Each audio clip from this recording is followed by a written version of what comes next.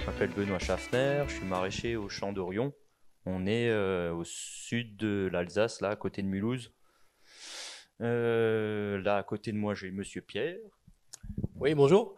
Donc moi c'est Pierre Eichenlaub, j'étais 10 ans et demi chef de culture au lycée agricole de Winsenheim et on a pratiqué intensément, on va dire, pendant à peu près 7-8 ans des pratiques du MSV.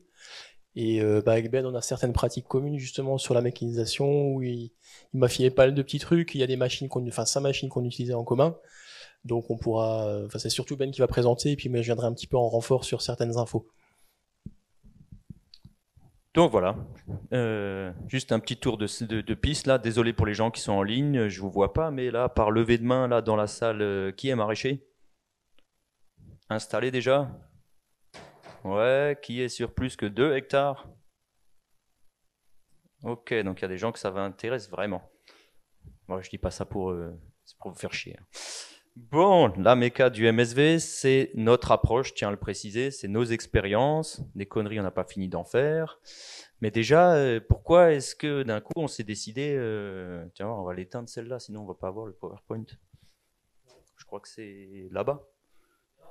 Là-bas. Scène. Ah, vous voyez à peu près quelque chose? Au Champ d'Orion, on a commencé il y a 10 ans. J'étais dans mon coin avant qu'on s'associe avec Hervé, mon associé actuel. J'étais dans mon coin sur 30 arts. On a commencé avec 30 arts il y a une dizaine d'années. Il n'y avait pas ce problème de mécanisation. Il y a eu des appels à projets, il y a eu du foncier disponible. Salut les dieux d'eau. Et on se retrouve aujourd'hui sur un foncier de 8 hectares 30. Il n'y a pas ça en SAU, hein. Qu'à le voir là, ça c'est 6,5. Mais il y a de l'agroforesterie, il y a des chemins, des demi-tours, de la renouée. Voilà, on est sur 4,5 de SAU plein champ en planche permanente et 3500 mètres carrés de serre. Mais très vite, on s'est rendu compte, même avant d'en arriver là, que la mécanisation, c'était pas possible de faire autrement, quoi. À la main, avant ça, tout allait bien. On faisait un mix entre du MSV et du Fortier. Mais là, déjà, dépassé le premier hectare, on commence à avoir des problèmes pour avoir le temps de faire ça bien. Ça, c'est le premier truc qui devient compliqué, apporter les matières organiques. Puis très vite, on se rend compte aussi que ben, ça, c'est pas très puissant. Ça suffit pas à broyer des gros couverts. Et puis surtout, on roule sur les planches. À un moment, en planche permanente, ça nous emmerde, ça. Donc on se dit qu'il va falloir revoir la copie. Donc on s'attelle un peu à regarder qu'est-ce qui existe et on se rend vite compte qu'en agriculture de conservation, il n'y a pas grand-chose qui est fait pour nous, maraîchers assimilés à MSV, quoi. Des gros cultiratos, bon, ça paraît bien méchant comme machine. Tout ça, c'est fait pour faire des planches nickel où il n'y a pas un résidu.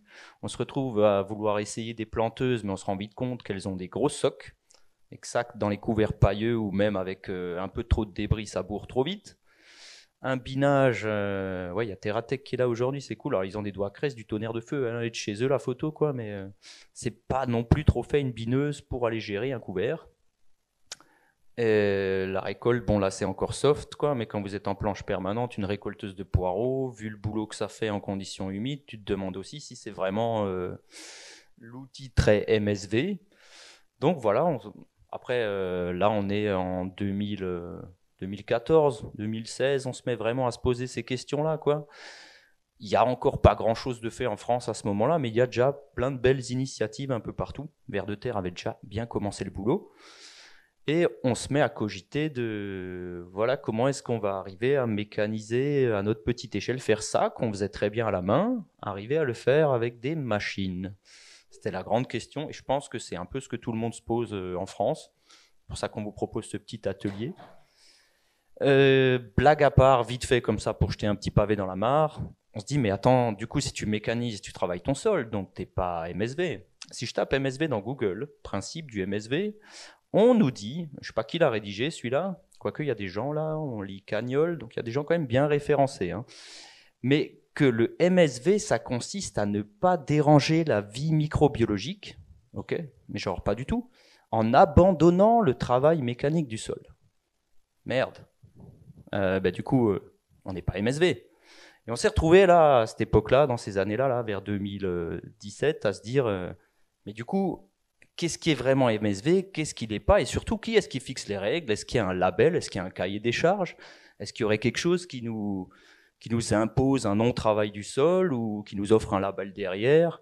On ne savait pas trop. En tout cas, nous, ça ne nous convenait pas, comme c'est expliqué là, ça ne nous convient pas. Nous, on résume ça en 3 grands principes du MSV. Un travail du sol le plus minimal possible, une couverture du sol maximale, et idéalement, toujours une plante active. Pour nous, c'est ça, et on a la prétention de travailler en MSV. Voilà. Mais encore une fois de plus, c'est notre prisme, c'est notre approche, et les gens qui sont complètement dogmatiques avec ça, bah, je suis content pour eux. Il y a autant de systèmes différents que de maraîchers différents. Donc, c'est pas grave tant qu'on se respecte.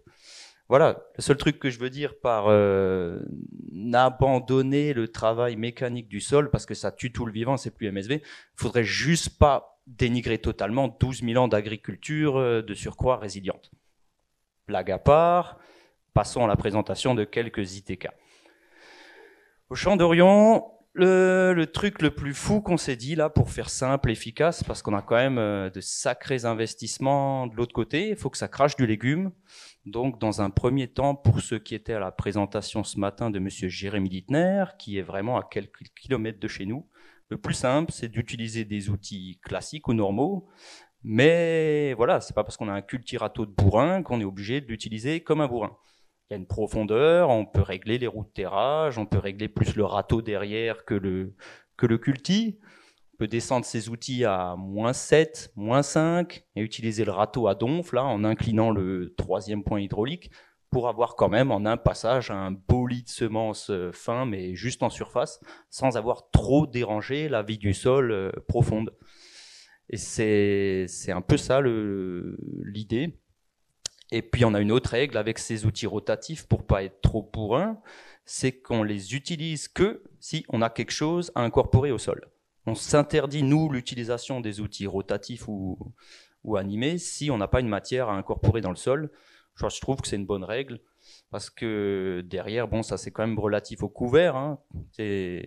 Forcément, si vous avez quelque chose à enfouir, c'est soit une matière organique déposée, mais bon, aller foutre un 2 tonnes hectare de compost et passer le cultirato, c'est pas trop l'idée, c'est plutôt bosser avec des gros couverts, qui, notamment dans le cas d'une févrole, là, une méga racine pivot, tu viens travailler même en conditions humides à -5 cm, t'as pas dégommé le pivot de la févrole.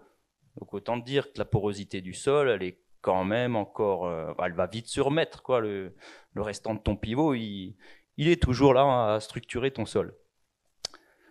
Ça, c'est la suite chez nous. Jérémy l'a bien présenté ce matin.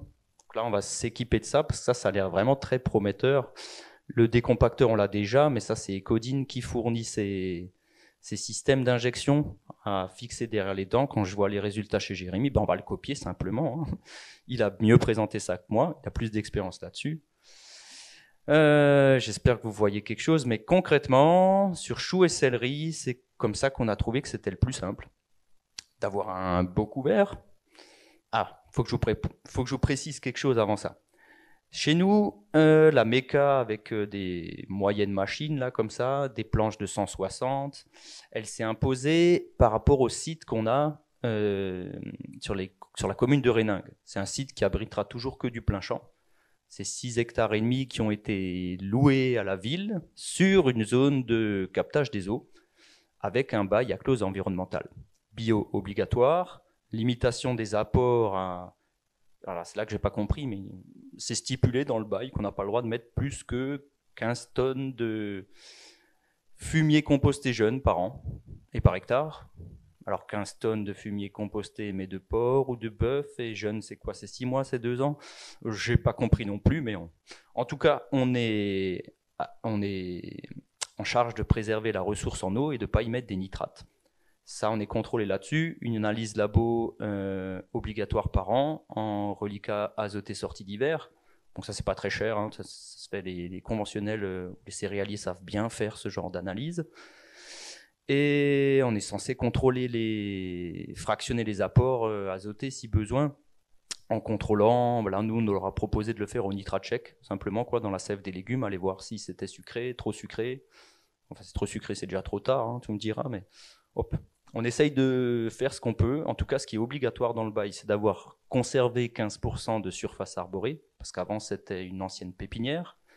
Et la couverture hivernale des sols est aussi stipulée dans le bail. Ça nous arrangeait, parce que laisser un sol nu l'hiver, bon, c'est pas top de base, quoi. Si c'est obligatoire pour préserver l'eau, je peux comprendre.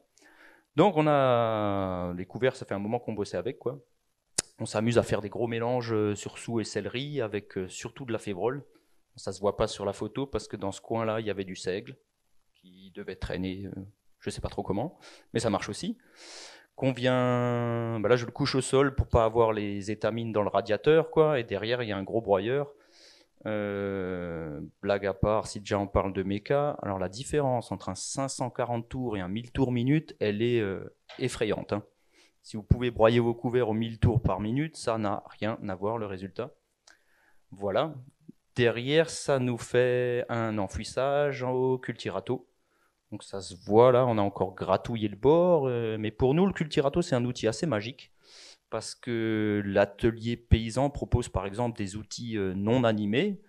Il y a une batterie d'outils qui font le même boulot mais en 4 passages ou plus. Voilà, Pierre pourra vous en parler, ils les ont à Winsenheim, quoi. Le cultirato, quand t'as pas le temps, c'est assez pratique, parce que je reste dans ma règle, j'incorpore le broyat de mon engrais vert, et je viens gratter les passe-pieds même. Ça me permet de faire rentrer cet MO dans la machine. En bossant à -5, -7, j'ai quand même quelque chose d'assez propre en surface en un seul passage. Ça nous permet à nous d'avoir un débit de chantier quand même assez important, parce qu'aller glisser un chou là-dedans, c'est facile. On est équipé en planteuse à godet. On s'est équipé, ça c'était un choix, quoi, parce que c'était cher à l'achat, mais ça permet de quand même passer sur des, vous le verrez surtout après, ça supporte très bien les résidus organiques en surface, quoi. Une planteuse à soc pourrait déjà pas le faire. Ça pourrait, dans nos conditions à nous, ça se voit mal sur la photo, mais il y a encore plein de débris organiques en surface. On était obligé de trouver une solution pour arriver à planter quand même. On est parti, pour pas citer la marque, chez Sfoggia, on voit le verre dépasser, quoi. Chez Chimagli, en font des bonnes, il y a d'autres fournisseurs, mais c'est le principe de la planteuse qui est faite à la base pour planter sur du plastique, sur des fils plastiques. L'avantage de celle-là, c'est qu'elle a un disque ouvreur d'origine dessus, devant, que bien sûr tu démontes quand tu vas planter sur film plastique, mais que tu laisses en place pour ouvrir ton sillon, que le godet puisse facilement s'y glisser et s'y ouvrir. Voilà, on a déjà testé cette planteuse en sol pas travaillé du tout. C'est pas fait pour ça, hein. C'est des outils qui sont quand même assez sensibles et qui exigent une bonne porosité du sol pour pouvoir bien faire le boulot, quoi. On l'avait fait sur seigle roulé occulté. On avait rajouté de la paille, on avait broyé et on avait essayé de faire rentrer ces godets là, la machine en direct. On était arrivé à bien planter, mais la reprise des choux était vraiment compliquée, quoi. Je sais pas si c'est, je pense que c'est lié à notre sol. Là, à Réningue, on a un tiers de limon, un tiers d'argile, un tiers de sable. Ça, c'est sur le papier. Mais le mélange des trois fait que on a quand même 4,5 en matière organique d'origine là-bas. Et le mélange des trois dans les conditions actuelles fait que ça durcit assez facilement. Ça nous fait pas une croûte de battance, mais le sol il devient vite dur. Et malgré les mulches et l'arrosage, le chou arrive assez mal à s'enraciner là-dedans. Ça nous a fait des retards là en 2022 sur des choux de Bruxelles, des séries qui sont arrivées bien plus tard que prévu, juste pour un problème de démarrage, malgré qu'on ait mis un starter, un engrais starter dessus, quoi. Ça, c'est l'idée de base qu'on a eue et je vous présente aujourd'hui l'essai qui a le mieux marché. Parce qu'on a pris, comme je vous l'expliquais avant, là, plantation directe sur couvert, ou voilà, j'en passais des meilleurs. On a pris quelques gamelles avant d'en arriver là où on en est aujourd'hui. L'avantage de faire ça, c'est qu'on gagne du temps au désherbage, parce que la bineuse, elle passe. Une bineuse attelée, doigt cresse, même si c'est des vieux là, on arrive à gérer l'herbe maintenant comme ça, en un binage ou en deux binages. On n'a fait qu'un seul, hein, parce qu'il n'y a quand même non plus pas trop d'herbe. Surtout qu'on a un peu triché là. On a fait une occultation après incorporation du couvert. On a occulté une partie des planches pour essayer de faire un faux semis, quoi. Bon, ça c'est un grand classique, hein. Et derrière, vous allez me dire, mais comment tu vas faire pour pour remettre ton couvert l'hiver? Parce que c'est bien, mais dans ton bail, c'est écrit que c'est obligatoire d'avoir un couvert hivernal. Donc, comment tu fais pour remettre un couvert alors que tes choux, ils vont traîner jusqu'à fin décembre, quoi. Ben, on a eu l'idée et on trouve ça pas mal d'aller du coup faire cette porosité mécanique en plein. Les planches sont travaillées en plein, on y plante les choux super facilement, on vient les désherber mécaniquement avec une bineuse attelée, et ce qui nous laisse derrière des petits choux en pleine croissance et un beau lit de semences. Alors on se dit, ben, c'est trop con de laisser ce lit de semences comme ça, surtout qu'on est censé y remettre un couvert. Donc là, on s'est amusé, ça fait plusieurs années qu'on essaye, là, cette année, ça se voit mal sur la photo. Ceux qui étaient à la visite hier ont pu le voir, quoi. Et on s'est amusé à aller balancer un trèfle, du coup, sur ce beau lit de semences interchou. On peut le voir comme ça aussi. Un trèfle blanc nain, parce qu'il faut qu'il soit pas gélif, forcément, sinon le couvert tient pas l'hiver. Et ben, c'est plutôt pas mal, hein, le résultat. Juste avant que le chou ferme, on vient balancer ce trèfle et il lève en plein. On a du mal à la main, par contre, à descendre en dessous de 8 kg hectare. C'est juste le double de la dose normale pour du trèfle en plein, mais même en mélangeant à du sable, là, je pense qu'il faudra essayer de trouver une solution, peut-être une délimbe ou quelque chose dans le genre, quoi. En tout cas, pour le moment, on les sème à la main. C'est trop dense, mais ça fait des beaux couverts. Le sol est pas nu. On a la plante active. Malgré qu'on ait travaillé mécaniquement, la porosité biologique, pour nous, elle est reprise par de la porosité biologique. Le trèfle fait un super travail de structuration. Et ça, c'est génial parce qu'en hiver, là, quand il fait bien dégueulasse, comme là, il a fait juste avant qu'il fasse beau, je sais pas qui a ramené le soleil, là, mais c'est trop cool hein, pour les nationales. Merci. Merci, monsieur Dubruck. Et ben, on se retrouve avec des passe-pieds qui sont super portants et on n'a pas les bottes pleines de boue quand on va chercher nos choux. Ça, c'est assez intéressant. Et puis, ouais.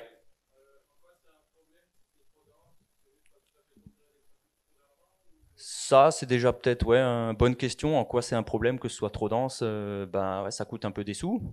Bon, un sac de trèfle blanc, ça va pas chercher très loin, hein. Tu l'as vite en 5 kilos. Normalement, à 12 hectares, il y a 4 ou 6 kilos, quoi. Donc, ouais, c'est l'engrais vert pas cher, quoi. Mais bah, le risque, c'est qu'il monte trop, le trèfle, parce qu'il se concurrence lui-même et que il atteigne la hauteur du chou, et que la limace, elle passe de l'un à l'autre. C'est encore expérimental ce qu'on fait là. Je comprendrais qu'il y ait des problèmes de qualité qui fassent que des risques de qualité qui fassent que les gens qui commercialisent en gros se lancent pas forcément dans ce genre d'expérience. Ça, j'ai pas précisé, mais on est en vente directe quasiment à 100%. Donc on peut faire des petites imbécilités dans le genre sans finalement prendre de risques parce qu'on peut expliquer au client qu'il y a des limaces dans les choux-fleurs. On a de la chance. Le résultat au final, en sortie d'hiver, encore une fois, je suis désolé pour mes photos dégueulasses, c'est qu'on a les cannes de choux, les choux trop petits pas récoltés, les choux de Bruxelles qui sont encore là. Et ben, au lieu d'avoir de la boue, au lieu d'avoir la stellaire ou le lamier pourpre qui lève, et puis tout de suite suivi par les graminées, ben, on a des beaux tapis de trèfle. C'est assez cool. On a remarqué un autre truc, c'est que ben voilà, si une fois de plus, là maintenant, l'ITK il rentre dans une rotation. Nous, ça nous arrange d'avoir ça au début de la rotation parce qu'on va reprendre le sol. Ça tombe bien parce que c'est l'ITK que je vais vous montrer juste après. On va reprendre le sol à partir de ça et aller refaire quelque chose de fin à partir d'un labour. C'est vachement plus compliqué qu'aller faire quelque chose de fin là où il y avait une plante en place.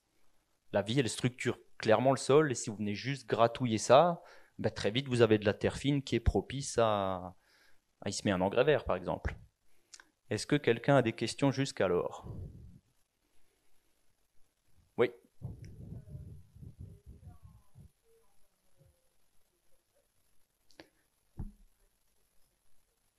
Bah, après, est-ce qu'il y a un effet d'azote sur la culture? J'ai pas forcément l'impression. Le trèfle, on le sème après le premier binage. Donc rien que le fait d'avoir biné, ça va faire minéraliser. Le chou se porte déjà bien. En tout cas, cette année, c'était pas mal. Maintenant, c'est possible.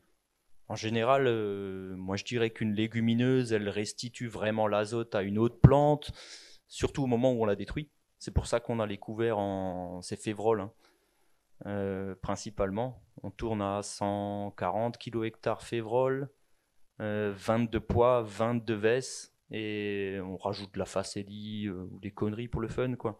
C'est surdosé, hein, mais on sème à la main jusqu'à maintenant. Enfin, on se met à la main jusqu'à maintenant les couverts, donc valait mieux en mettre plus que moins la volée, c'est pas forcément évident.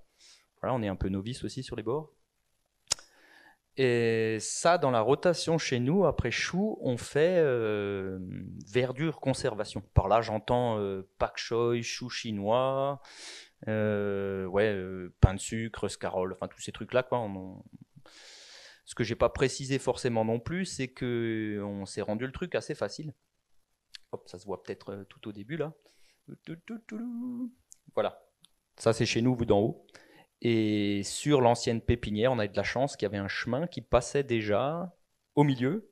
Ça nous laisse. Bon, il y a des arbres partout, donc on a défriché en laissant des haies comme l'exige le bail. On a fait des blocs de 30 arbres homogènes. Donc pour la rotation, ça c'est top. On a jusque là derrière là.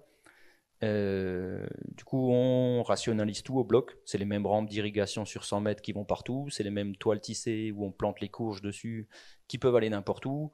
Bref, là, on a assez standardisé. Et ça permet de se dire que nos 30 arts de choux spéciaux, brocolis et compagnie, ils vont faire 30 arts de verdure conservation l'année d'après. On repart de ce trèfle avec le reliquat des choux qui est pas négligeable, hein, j'ai l'impression. Un chou, quand ça se dégrade, ça envoie encore de l'azote. Hein. On reprend ça et on passe par la phase incorporation du couvert, parce que j'ai quand même un micro-trèfle à aller incorporer. Monsieur Dubruck. Ouais, donc je voulais te demander, la destruction du couvert de trèfle, là, c'est broyeur et culturato bien réglé, c'est tout? Broyeur, et là, c'est là qu'on aimerait pouvoir injecter en même temps, mais on passe un actisol à -5 pour aller scalper le trèfle. C'est comme ça qu'on arrive le mieux à le détruire.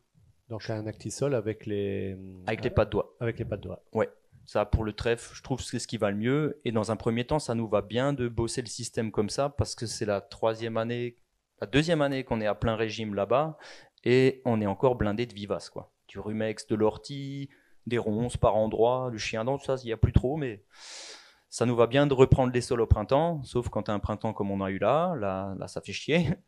On a aussi la fraise qu'on a déjà utilisée simplement à -5 pour aller, pareil, scalper le trèfle et faire voler les mottes. Mais là, le mieux, c'est quand tu as un printemps où ça peut un peu dessécher, chose qu'on n'a pas trop eu cette année. Voilà, tu as tendance à aller te dire que tu décompacteras plus tard, une fois pour toutes, quand ce sera sec, et de bien repréparer tes planches de la sorte. Parce que ça nous sert à... Ça fait une grosse porosité mécanique. C'est volontaire de... Là, on est peut-être quand même à -7, hein. -10, peut-être même, par endroit. Et j'ai pas de terrage sur le cultirato. Donc, des fois, il peut faire un peu ce qu'il veut. Voilà, je ne maîtrise pas tout non plus. Dans le principe, c'est pas mal parce que ces planches toutes nues là et ce sol travaillé au printemps, il va nous permettre de faire une grosse porosité mécanique qui est reprise par l'engrais vert d'été qu'on voit juste là au bord. J'ai pas trouvé de photo avec juste l'engrais vert cet été. J'aurais dû demander à CC, elle en avait peut-être, mais oups. Donc on le voit juste au bord ou traîner au fond là. On sème un mélange sur le sol comme ça là, à la volée, hop. On le rappuie au rouleau. On l'enfouit pas. On le rappuie juste au rouleau. C'est arrivé cette année qu'il y a eu un problème de levée, qu'on a dû ressemer. Et on a quand même enfoui, et là, à l'heure actuelle, vous le verrez à la fin, j'ai la solution pour ça, mais on l'enfuit avec les rouleaux arrière d'un cover crop, comme ça, parce que je pense que c'est les pigeons qui nous ont bouffé une partie, mais on a dû le ressemer, le sorgho, cette année. Mais voilà, en conditions sèches, il vaut mieux rappuyer, et dans tous les cas, comme ça, le pigeon, il ne voit pas la graine de tournesol, parce qu'il y a un mélange de sorgho, alors à force d'avoir fait la connerie, on bosse avec du monocoupe fourragé. Le multicoupe, il nous a fait des problèmes en 2023. Depuis, on bosse avec du monocoupe fourragé, en mélange avec du trèfle incarnat. On remet un trèfle dans un trèfle, pourquoi pas. Et un tournesol, le moins cher. Oui. Quel problème il vous a fait le sorgho multicoupe? En fait, l'an dernier, on l'a pas broyé. On l'avait roulé et occulté. Là, j'y viens après, il y a aussi de l'occultation là dans l'ITK. On l'avait roulé au Orlovaka. Et on a des planches permanentes surélevées, je vais te le montrer avec le truc, ça fait un peu comme ça et comme ça. Là, la roue du tracteur, elle écrase le sorgho, c'est nickel. Là, le Rolofaka, il écrase la planche. Il y a juste ce bord de planche à la con, là, tu vois, où le sorgho multicoupe, après bâchage, il est reparti. Jusque-là, c'est pas grave. Sauf qu'ils poussent bien droit et bien haut, à tel point que les Batavia reçoivent plus d'eau par aspersion parce que l'eau de l'asperceur, elle s'arrête dans le sorgho. Voilà pourquoi il nous a fait des problèmes l'an dernier. Donc là, on n'a pas cherché à comprendre. De toute façon, il était encore assez jeune, hein, surtout dans la partie qu'on a dû ressemer. On essaye de les broyer avant que le kénopode arrive à graines, en fait. Parce que n'allez pas croire qu'en partant de ça, si je sème un sorgho, il n'y a que du sorgho qui va lever. Hein. Ça, c'est... Non. On essaye de détruire l'engrais vert. Déjà, c'est compliqué le sorgho parce qu'il coûte cher. Il fait beaucoup de biomasse potentiellement. Faudrait le détruire. On peut le semer qu'après les dernières gelées, donc pas avant début mai ou mi-mai. Il faudrait avoir les conditions pour préparer un beau lit de semences quand même. C'est une graine qui va le cher. Ça vaut c'est peut-être un peu dommage de le balancer. Voilà, et avoir 30% de levée sur ta dose de 700 000 graines là. Mais on a fait comme ça jusqu'à maintenant. Et je me suis perdu là. Oui. Et on est coincé parce que vers la semaine 28, là, fin juillet, on reçoit les premières fameuses verdures conservation, là, les plants de choux chinois et tout. Il faudrait les planter là, à ce moment-là. Et il faut qu'on calcule quand même que vu qu'il y a tout le kénopode et d'autres trucs dedans, on le détruise avant que ça graine, ok peut-être, mais surtout qu'on garde 2-3 semaines pour l'occulter. Parce que dans cet ITK, il n'est pas forcément applicable à beaucoup plus grande échelle, parce qu'on passe par 2-3 semaines d'énormes toiles tissées, là, comme vous l'avez vu sur la photo satellite au tout début. Aérienne, pardon, pas satellite non plus. Hein. Mais on passe par 3 semaines d'occultation, on soulève les bâches, et on vient rentrer la sfoggia dans nos planches pour y mettre les choux, Bon là, il y a des Batavia qui sont déjà récoltés, là. Ça laisse un petit mulch en surface, mais qui est assez vite digéré. Croire qu'il y a quand même des bactéries dans nos sols avec nos notions du MSV. Mais on y ressème quand même du trèfle blanc, mais que dans les passe-pieds pour le coup. Parce que l'année d'après, ce bloc-là, il fait carottes, patates douces. Alors on se retrouve sur patates douces... sur bâche biodégradable, on a fait cette année, et le trèfle, il revient de nouveau dans les passe-pieds, c'est assez marrant, mais c'est pas dérangeant, hein, même pas... Oui. Alors là, il y a eu un petit passage manuel, sur tout le bloc, sur 30 arts, il y a eu les saisonniers là-bas en haut, là, mais de cette année, il y a eu quoi, peut-être sur 30 arts, 5 heures. Une matinée à combien, 3? Ouais, à 2. Hervé, et toi, une matinée, ouais, donc tu vois, on a un passage manuel à 8 heures, quoi. Ce qui n'est pas déconnant sur 30 arts, oui. Avec le semis de trèfle, on peut imaginer qu'il n'y a pas de concurrence pour l'azote vu que c'est une légumineuse, mais est-ce qu'il pourrait y avoir une concurrence sur d'autres éléments? L'eau ou autre L'eau, c'est une ressource qu'on a à gogo, ici, là-bas. Et justement, d'avoir dans cet ITK-là, le trèfle est ressemé que dans les passe-pieds. Justement, pour que tu te dises que quand tu allumes l'intégrale, la moindre gouttelette d'eau, elle est valorisée par le sol. Je ne suis pas en train d'arroser un sol nu et me bagarrer avec les kénopodes qui lèvent.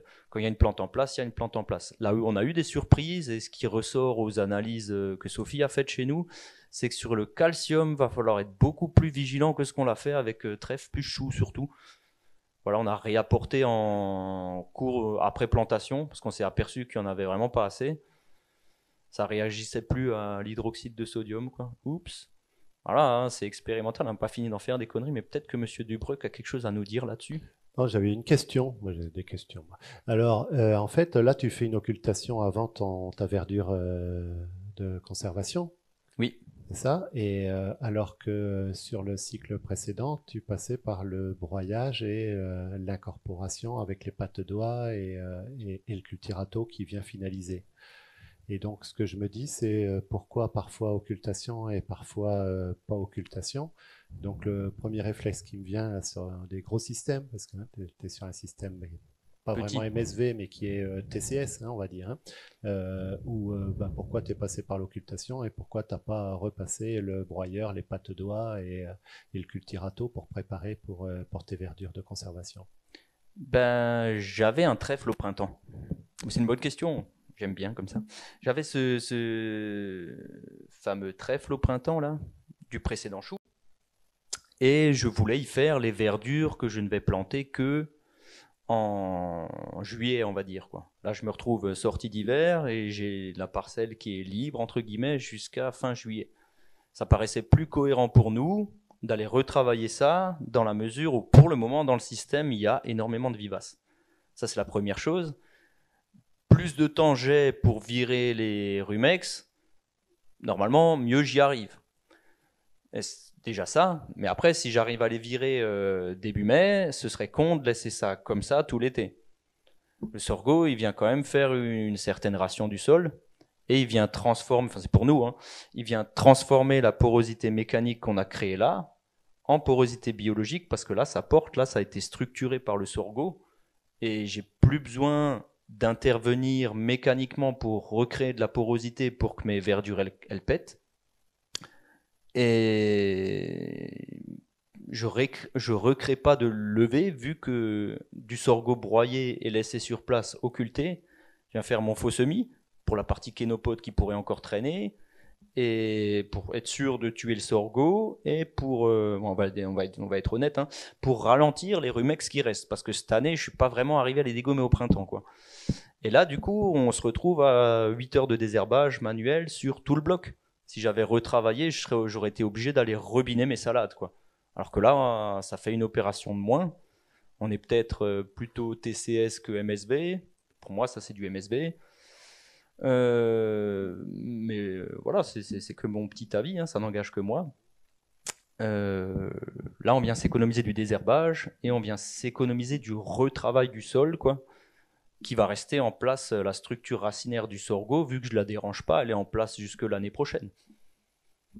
Et tu as de plus en plus de vivaces ou tu es quand même en amélioration dans ton système? Faut savoir là-bas quand même que la vivace majeure qui nous casse les, je vais pas dire le mot, mais c'est la renouée du Japon, parce qu'il y en a là-bas. Les rumex, j'ai envie de te dire, j'en fais ma petite affaire, la renouée me fait bien plus transpirer. Mais on est clairement, je peux le dire, je touche du bois, ça s'améliore nettement.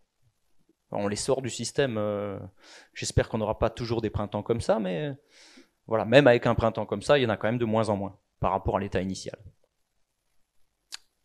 Oui. Et juste pour les rumex, je sais pas, j'ai peut-être raté une étape, mais du coup, tu fais comment pour t'en débarrasser? Ben, comme avec plus ou moins n'importe quelle vivace, là on passe vraiment par la case travail du sol. Et on a, j'ai pas de photo là, mais je m'étais encore dit qu'il faudrait que j'en mette une. L'Actisol pour nous est un très bon outil pour ça. Parce qu'on a vraiment une dent pas de doigt qui vient scalper à moins 15 ou moins 30 cm, quoi. Et grosso modo, on essaye de la faire dessécher à l'air, hein, la racine, la sortir et la dessécher, repasser peut-être un vibro encore. Ça nous est arrivé cette année, hein, on est encore dans cette phase de démarrage des jardins. Il faut, dans un premier temps, sortir les vivaces du système pour nous, quoi.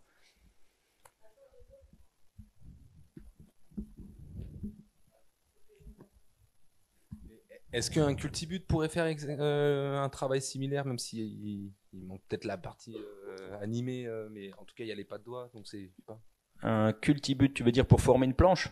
Ouais, pour former la planche, pour former la planche et pour scalper en dessous, quoi. Le cultivus de l'atelier paysan, tu Ouais. Ouais, ça peut. Après, ça dépend comment tu descends, mais du coup, il faut juste que tu règles tes roues de jauge comme il faut, quoi. Par contre, le problème, c'est que si ça passe s'ils sont installés dans les passe-pieds, là, c'est plus gênant, quoi. Voilà. Mais ouais, ça peut faire l'affaire. Après, ce qu'on s'est aperçu aussi, c'est les outils de l'atelier paysan par rapport à un outil animé. Eh ben, il va peut-être te déchausser. Si tu as les pas de doigts, que je connais mal, hein, le cultibut, je suis même pas sûr que les pas de doigts se recroisent. Non, elles se recroisent pas, mais il y a une couverture totale, quoi. Il y a une couverture totale, c'est comme une lame, quoi. Ça, c'est déjà pas mal, mais tu risques d'aller déchausser le rumex. Et en conditions humides, comme on avait dans ce printemps-là, ben, lui, ça lui pose pas de problème d'être un coup déchaussé, quoi. Il va se réenraciner. Avec un outil animé, tu vas vraiment faire gicler le max de terre que tu peux avoir autour de la racine. Si c'est un gros rumex de plusieurs années, tu risques aussi de le couper en morceaux. Donc, tu vois, c'est à double tranchant. En tout cas, c'est sûr, un liseron, si tu le coupes en morceaux avec un cultirato, c'est 10 fois pire après, quoi. Ça, je te l'accorde. Est-ce qu'on a une autre question là-dessus?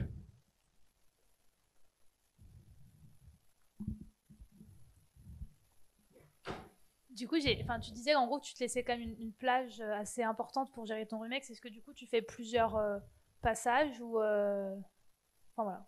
Pourquoi une plage si importante? Est-ce que c'est pour faire plusieurs passages? Ben, je préférerais, très honnêtement, si on avait moins, s'il y avait moins de vivaces, je préférais en bonne condition au printemps. Allez, idéalement, j'ai même plus besoin de décompacter, quoi. Mais idéalement, je décompacte, je fissure. Pour maintenir ma structure, j'injecte même, tu vois, si j'ai des techniques à Jérémy. Et j'ai pas besoin d'aller y repasser des outils à dents pour sortir les rumex, quoi. Si on n'a plus, on peut même imaginer qu'on parle de ça, qu'on l'occulte et qu'on aille faire tranquille nos racines, de nos verdures conservation là-dessus. Du coup, tu te passerais du sorgho. Ça peut, ça coûte cher, hein. Si maintenant, je sais pas, tout est à imaginer, hein. Comme dit, nous, on débute un peu là-dedans, quoi. Il n'y a pas vraiment d'ITK construit ferme qui disent ça marche, quoi. Sur des cultures en couvert. Là-dedans, on pourrait même s'imaginer dresser le trèfle, peut-être même avec une occultation, mais pas le faire crever. S'il n'y a pas assez de porosité, et si surtout les racines du trèfle nous empêcheraient de planter, aller passer un strip-till et aller planter que sur le rang. Une fois de plus, on vous présente l'état actuel de la ferme et de la réflexion.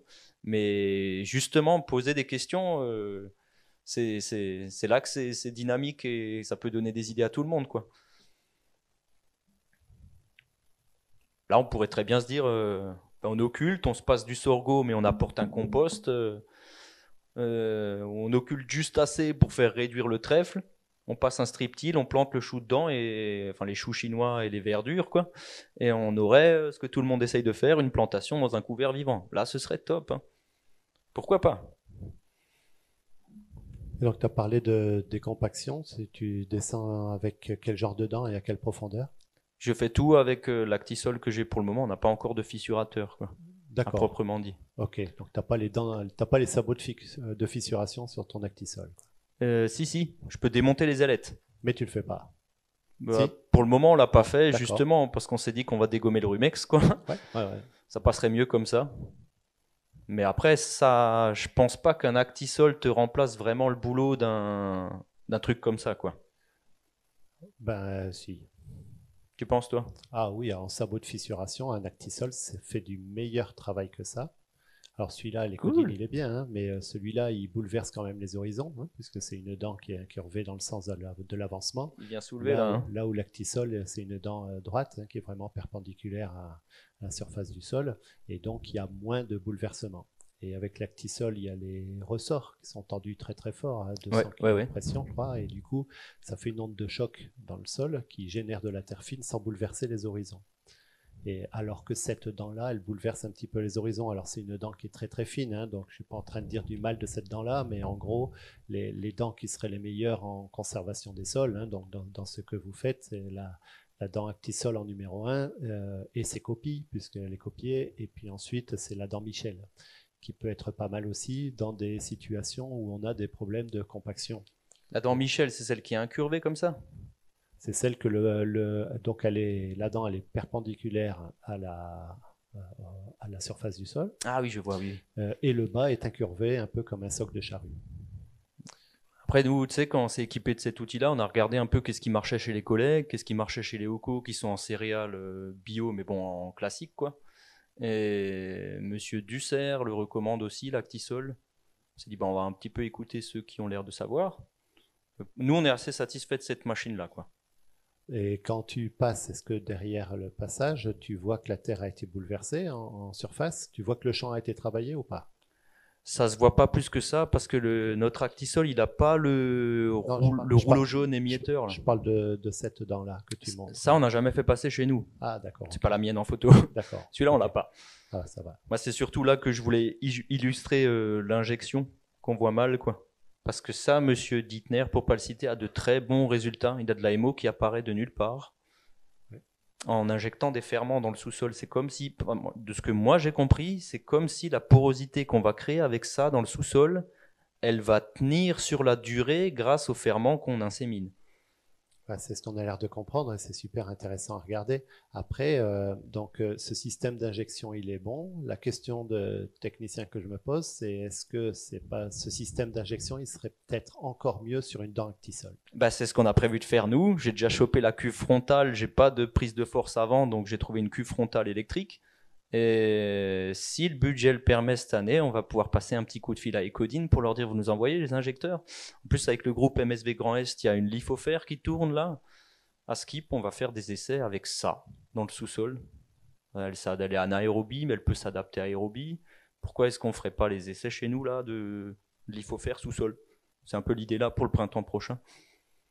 Bon, on verra bien. De toute façon, on n'a pas fini de faire des conneries, alors bon. J'en reviens à mes moutons. Ils sont là, les moutons. Il s'est passé un truc assez intéressant là. La plantation, c'est toujours problématique, quoi.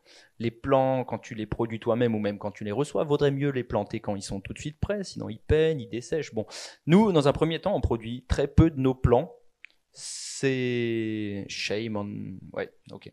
Désolé, mais on n'est pas équipé pour le faire. Là, sortir 30 arts de verdure, je ne saurais pas où les foutre les plants exactement. Donc, confort de travail, on les achète pour le moment et c'est pas mal confortable parce que la semaine où ils doivent arriver, ils arrivent et nous, ça nous cale le calendrier de la saison. On sait quand est-ce qu'il faut qu'on détruise le sorgho absolument parce que punaise Hervé, il reste plus que 2 semaines de bâchage. Ça nous donne un peu le rythme pour la saison, quoi. Mais voilà, la planteuse Foggia, elle fait bien son boulot ici parce que c'est des choux. Sur des salades, c'est déjà beaucoup plus compliqué. C'est une machine qui, à force de l'avoir essayée dans des sols non travaillés, est quand même assez fragile. Elle n'est pas faite pour aller dans un sol non travaillé, clairement pas. On a déjà flingué une chaîne ou quelques roulements, quoi. Bon. Là, l'avantage aussi, c'est que c'est comme si j'avais conservé la porosité que j'ai créée au printemps. Là, quand j'ai mon sorgho qui est développé ou même quand je l'ai broyé, même avec le petit tassement que fait le rouleau arrière du broyeur, ben, je peux encore facilement enfoncer mon doigt dedans. Et c'est pour ça qu'on a fait j'ai mis un petit titre à la con là comme ça, porosité mécanique biologique, parce qu'on a l'impression de reprendre biologiquement ce qu'on crée mécaniquement. Et en plus, ça tient dans le temps, c'est quand même un sorgho. Hein, et le gars là, il fait quand même 4 mètres de haut, 3 mètres à destruction. Là, ça a continué de pousser, c'est de la triche. Mais là où on l'a détruit, il y a un bon 3 mètres de biomasse, quoi. Ça fait l'apport, les verdures, elles ont aucun autre apport, quoi. Ça marche bien, on a vraiment des scaroles d'1,2 kg. Ça nous plaît. Et si on arrive à passer la planteuse là-dedans, c'est parce qu'on a encore la porosité d'avant. En gros, sur un sorgho, on est très habitué dans le sud-est à faire du sorgho sous abri aussi. Et on voit une amélioration de la structure sur 6 à 8 mois. Et en fait, c'est une structure d'origine bactérienne qui ne tient pas aussi longtemps qu'une bonne structure d'origine champignon. Mais en fait, il y a les deux dans le sol. Et donc, on sait qu'on a une structure, dans nos points de repère sud-est, sur une destruction de sorgho du mois d'août, on a une amélioration de la structure qui se remarque sur la préparation du sol jusqu'au mois de mars suivant. Mais en sous-serre ou en extérieur? Là, je parle en serre. Ok, mais là, ce qui me poserait point de vigilance, c'est les pluies hivernales qui peuvent être fortes chez nous, quoi, le tassement des pluies hivernales. Ouais, du coup, ça pourrait être un petit peu moins ou un petit peu plus si le fait que l'activité biologique est plus lente, peut-être que le sorgho aurait un effet qui serait plus long. Mais en tous les cas, ce que tu observes d'avoir un effet prolongé de l'amélioration de la structure après incorporation d'un sorgho, c'est quelque chose qui est absolument observé, confirmé et apprécié. Ok, cool. Ça nous amène sur un autre point, parce qu'il y a un mec qui s'est dit, bah ouais, c'est vrai, en fait, il faudrait arriver à rentrer. Tu vois, la Sfoggia, elle supporte aller jusqu'à 2 cm de mulch, quoi, mais pas plus. Ensuite, le godet, le disque ouvreur arrive plus à t'ouvrir le sillon, le godet, il se plante dans la paille, enfin, c'est du délire, quoi. Et il y a des gens, quand même, qui ont pensé à faire ça. Une planteuse qui est vraiment faite pour le mulch. Et là, le seul qui a une expérience que je connaisse, c'est Pierre ici. Il va pouvoir nous raconter un peu ce qu'ils ont bricolé avec ça. Ok, alors j'ai pas trop de photos, enfin j'ai pas du tout de photos du lycée, j'ai jamais pris de photos, donc il va falloir un peu faire fonctionner votre imaginaire. Juste pour vous expliquer un peu le contexte, donc c'est un lycée agricole avec beaucoup d'étudiants de la seconde au BTS qui viennent en TP, pratiquer toutes les semaines, voilà, qui doivent réapprendre à toucher, à faire des petits gestes, toucher le sol, toucher les semis, toucher des outils. Et donc on a été, ça a fonctionné de manière très artisanale pendant une dizaine d'années, mais pour des raisons à la fois pédagogiques et puis aussi pour ouvrir à des collègues plus gros qui étaient très intéressés par nos pratiques. Mais par contre, ils disaient ok, mais ça va bien sur 20 arts, mais moi j'ai 20 hectares de céleri, du coup ça ne va pas. Et donc Johannes Storch, donc c'est de la ferme Storch en Allemagne, ils ont conçu cette machine Mulchtech. Donc il y a eu plusieurs versions. Alors nous, on a fonctionné pendant longtemps avec un strip-till, donc un strip-till, le disque qui ouvre, une petite dent qui travaille, et comme disait Ben, en fait, le strip-till, alors c'est super chouette, mais ça va supporter déjà que des mulch frais, dès que c'est ligneux, ça bourre, et puis 2 cm, 2 cm et demi maximum. Et nous, on travaille avec des mulch très épais, très carbonés, puisque on a des étudiants jusqu'au mois de juin, et ensuite l'été, on le passe tout seul. Enfin, moi, j'avais 2 saisonniers avec moi, donc l'idée, en fait, c'est de faire un maximum de boulot pour que la culture, elle soit implantée, pas désherbé, presque pas fertilisé, et qu'on soit tranquille jusqu'à la récolte avec un minimum d'intervention. Donc, juste pour vous présenter, t'as la photo suivante, c'est comment Ben du coup? Ouais, voilà. Donc, pour vous présenter le contexte, donc je vous expliquerai ça après, mais que ce soit pour les poireaux, les céleris ou les choux, comment on fonctionnait généralement au niveau de la rotation. Donc, on avait nos pommes de terre, donc pommes de terre sur sol travaillé, donc récoltées début septembre, fin août, début septembre, avec un sous-solage. Donc un sous-solage, je reformais les planches permanentes au cultibuts, et tout de suite dans la foulée, pour faire pratiquer les étudiants, chacun se met sa planche d'engrais vert. Donc là on travaille avec un collègue paysan d'à côté, généralement sur des mélanges soit triticale pois févrole, seigle, sur des dosages très élevés. Nous au lycée, ça fait maintenant 14 ans qu'il y a du maraîchage intensif, donc un stock de graines énorme, donc 60% de sable, 30% de limon, 10% d'argile. Et donc là, on bossait sur des dosages triticale pois à environ 600 kg hectare, donc 6 kg à l'art. Pourquoi? Pour qu'il n'y ait aucune autre plante qui puisse s'installer. Puisque du coup, dans les rotations, si on se loupe, on se le coltine pendant très longtemps, et comme on va fonctionner pas avec des paillages, il faut que ça tienne. Donc on vient semer ça à la volée, on recouvre ça de 100 kg de paille. Donc 100 kg de paille, ça fait une demi-balle ronde. Nous, on avait des planches d'un art. Donc les bottes, elles faisaient à peu près 200-220 kg. Donc une botte pour 2 planches. Donc les jeunes déroulent. Ils épandent au foin, à la fourche, pardon. Et puis ensuite, donc, l'engrais vert traverse. Okay. Pourquoi je rajoutais de la paille? Parce que souvent, si après on avait des automnes plus secs, il y avait des prises en masse, en fait, et des croûtes de battance. Avec ce système-là, on avait vraiment une protection du sol incroyable et une dynamisation vraiment du sol qui était vraiment très très intéressante. On laissait passer l'hiver comme ça. Et ensuite, par exemple, pour les choux et céleris plantés environ la semaine 20, donc en gros, ça dépendait des années, mais je vous préciserai le cas avec la Mulchtech. En gros, entre mi-mai et fin mai, on plantait. Okay. Et avant de planter, du coup, donc 6 semaines avant, on revenait rajouter 200 kg. Donc soit 200 kg de foin, soit 200 kg de paille, soit du broyat, ce qu'on avait, puisqu'en fait, on avait un réseau de paysagistes qui nous ramenaient gratuitement feuilles, tonte et broyat, puisque eux étaient contents. Ils n'avaient pas besoin d'aller à la plateforme, nous on est contents, on n'avait pas besoin de le payer. Donc on ramenait vraiment selon ce qu'on avait. Si on avait la matière organique gratuite, on mettait ça. Si on n'en avait pas, j'achetais de la paille ou du foin. Et on venait donc rajouter 200 kg directement sur l'engrais vert. On déroulait ça dessus. Et ensuite un bâchage à la bâche d'ensilage pendant 6 semaines. Donc je m'assurais évidemment que tout était bien mouillé en dessous. Et ensuite, donc j'en reviens à la Mulchtech. Donc juste avant qu'ils arrivent, donc là, ça dépendait des années. Donc on a eu la chance en fait il y a un organisme qui s'appelle Planète Légumes, qui est une instance de la Chambre d'agriculture. Donc on a pu faire cet essai via Planète, parce que ils le font en prestation à Mulchtech. Donc ça, c'est une machine qui coûte entre 50 et 60 000 euros selon les options, qui est très très très lourde. Voilà, ils font des prestations à la journée. Donc elles tournent en Allemagne, en Suisse, en Italie, en Autriche. Et en gros, c'est 2000 balles la journée quand vous les faites venir, quoi. Donc c'est sûr, quand on peut se le faire financer, c'est plus sympathique. Enfin, surtout nous, à notre échelle, c'était pas absorbable. Et donc, il y a ce disque animé, donc comme une tronçonneuse, hein, ça découpe. Ensuite, on a le petit soc qui vient faire une légère minéralisation. Donc là, c'est extrêmement précis. Hein. On travaille sur 2-3 cm, généralement pas plus, hein, la taille de motte, avec possibilité de distribution soit d'engrais, soit d'eau, soit de TCO ou autre, de préparation biodynamique. Et ensuite, un rappuyage. Alors eux, sur la ferme Storch, ils fonctionnent sur des sols travaillés au préalable et du mulch vert rapporté. Donc cette machine a été conçue dans ce sens. Et j'ai oublié aussi de préciser, du coup il y a un distributeur hydraulique pour les mottes, donc assis à l'arrière, c'est extrêmement précis, on peut choisir au millimètre près à quelle profondeur on les plante.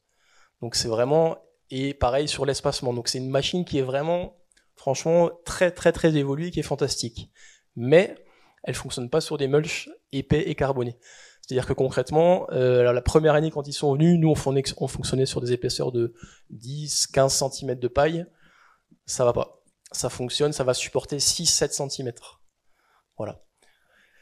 Et par contre, du coup, le résultat, si on a entre guillemets que 6-7, pourquoi je dis que 6-7 cm, en fait, pourquoi on en mettait beaucoup? Il y avait à la fois le côté nutritif, il y avait le côté pas de désherbage, mais il y a le truc en fait où les vers de terre mangeaient de plus en plus au fur et à mesure des années. C'est-à-dire qu'au début, on arrivait avec 150 kg, 150 kg à l'art annuellement, ça suffisait, et puis ils ont commencé à manger de plus en plus. Du coup, le mulch se dégrade, et on se retrouve avec de la terre nue, et des graines qui se mettent en germination. Voilà. Il y avait d'autres photos, Ben, sur la mulch tech ou pas? Et juste là, peut-être la précédente, ouais, voilà. Alors, là, le tracteur est costaud. Nous, au lycée, on avait vraiment un petit tracteur. Du coup, quand il venait à la journée, en fait, on avait 5 étudiants qui étaient obligés de se mettre à l'avant du capot pour que le tracteur fasse des wheelings. Et puis, donc, les jeunes qui plantaient. En vitesse de croisière, quand c'est des grandes surfaces, ça plante à peu près 10 000 mottes à l'heure. Voilà, donc c'est vraiment un outil qui est très, très, très performant. Donc pour vous donner un ordre d'idée, nous, ce qu'on fonctionnait, on mettait plus du tout d'engrais. Par contre, en localisé, on mettait l'équivalent de 30-40 unités d'azote. Voilà. Donc ça, c'était la méthode Mulchtech avec cette machine, donc plantation mécanisée. Par contre, les collègues, même si ça aurait pu fonctionner donc sur les grosses surfaces, le problème, c'est quand ils arrivent avec leur récolteuse, il reste du mulch. Donc du coup, on a fait cet essai-là, mais même les collègues qui étaient intéressés, ils disent, bah oui, mais ça fonctionne bien à la plantation, mais à la récolte, pareil sur la ferme Storch, ce sont des saisonniers qui récoltent manuellement, c'est pas des machines, et c'est encore un petit peu la limite de l'extrapolation sur grande surface, c'est comment on fait pour mettre assez de mulch pour que ça tienne, mais quand même pas trop pour que si on voulait venir sur une récolte mécanisée, ça puisse fonctionner. Je voudrais juste donner une petite anecdote, du coup, voilà, c'était pas avec la machine, c'était l'année dernière, et il n'était pas revenu. Donc là, on a planté les choux et les céleris sur à peu près entre 15 et 20 cm de broyat. Quand je dis broyat, c'est vraiment diversifié. On prenait de tout, hein. Du résineux, il y a différents âges de broyat. Et on a planté nos céleris et nos choux le 1er juin. Donc je sais pas si vous vous souvenez, l'année dernière, c'était vraiment énorme sécheresse. On a fait le premier arrosage, même pas arrosage de reprise, hein, c'est-à-dire qu'on a débâché, on a planté nos céleris. Le premier arrosage a été fait 6 semaines après la plantation. Donc ça, c'était quand même, enfin, je trouve que c'était vraiment un confort à la fois de travail, et puis de se dire que voilà, potentiellement, si on n'avait pas eu d'eau, on aurait pu s'affranchir d'arroser. On a arrosé en fait pour faire du rendement, quoi. Et alors qu'on a des sols qui sont, alors pour l'historique de sol, c'était une prairie tout à l'origine, donc environ à 3%.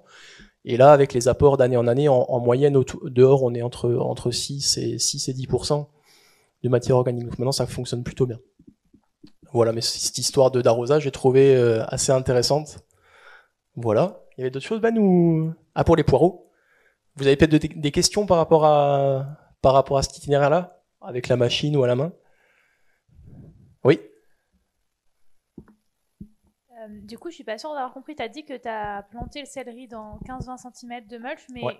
Tu disais que ça marche pas. C'est ça. C'est pour ça que du coup, cette année-là, on n'avait pas fait la mulch tech. Enfin, l'année dernière, ils sont pas venus. Ils sont venus 2 années de suite. Et du coup, comme on fonctionnait finalement toujours avec ces mulch épais, bah, on les a pas fait revenir parce que ça marchait pas dans nos conditions. En fait, c'est une machine qui est vraiment géniale avec des mulch light. Mais du coup, comme dit, moi, si je mets que 6-7 cm, c'est tellement vite dégradé que ça s'enherbe trop fortement. En fait, la pression d'herbe, elle est trop puissante. Et du coup, en dessous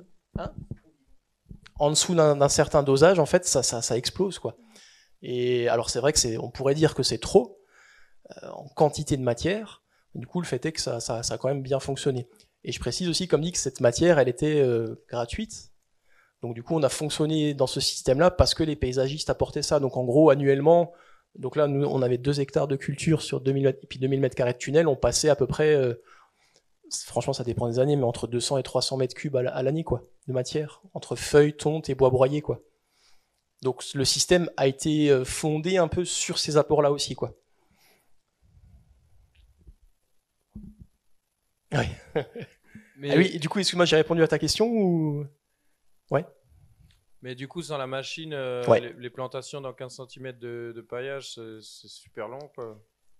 Et ben, en fait, là où il y en avait trop, on a été obligé de l'enlever le paillage pour que la machine puisse passer. Non, mais je parle des fois où parce que cette machine, elle ne sera pas forcément accessible, en tout cas pas pour tout le monde, pas pour toute petite ferme et tout. Oui. Et c'est vrai que c'est intéressant d'avoir des grosses couches de paillage pour l'eau, la gestion des mauvaises herbes et tout, mais ça rend la plantation fastidieuse, quoi. Oui, tout à fait. C'est vrai que manuellement, ça prend du temps. Alors après, c'est vrai que le sol a vraiment une structure assez magnifique.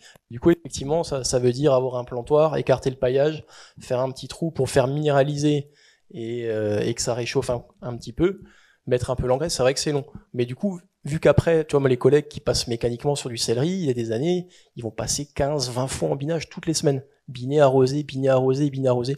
Nous, sur 8 arts, on passait à 3, une demi-heure par semaine, tu vois. Et encore, parce que on avait vraiment mis que ce soit magnifique, quoi. On aurait pu passer 2 fois moins.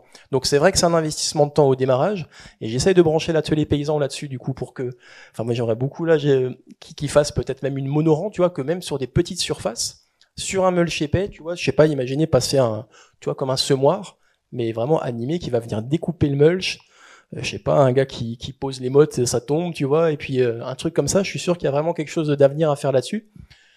Alors comme dit, là, ça fonctionne super bien, d'autant plus si c'est sec. C'est sûr que par contre, quand c'est mouillé et frais, par contre, sur des démarrages de saison, ça fonctionne pas du tout, par contre. Parce que t'imagines bien qu'avec un mulch épais, comme ça réchauffe pas du tout, et je me suis déjà pris des grosses gamelles avec ces erreurs-là.